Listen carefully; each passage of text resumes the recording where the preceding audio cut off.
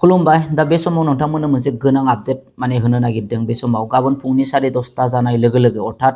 10:30 जानाय लोगो लोगो नोंथांमोना हायर सेकेन्डारिनि रिजाल्टखौ मोननो हागोन आरो बे बाथ्राखौ फोरमायदों आसामनि सोलोंथाइ बिफाननि मन्थ्रि रनज पेगु बिथाङा फेसबुकनि गेजेरजों बे बाथ्राखौ फोसावदों जे गाबोन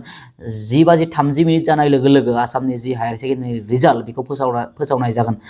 बेजों लोगोसे 7:30 माने फुंनि 7:30 समाव माने प्रेस रिलिज होनाय जागोन प्रेस रिलिजनि गेजेरजों फोरमायनाय जागोन जे माबे वेबसाइटआव माने एभेलेबल जागोन रिजाल्टआ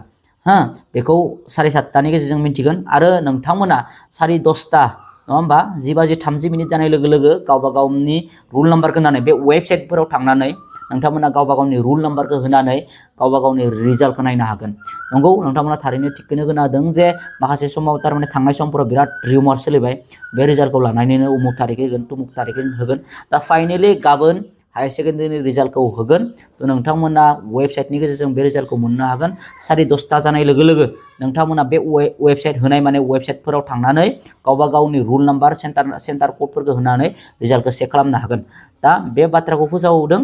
जोंनि आसामनि सोलोंथाइ बिफाननि मन्थ्रि रनज पेगु बिथाङा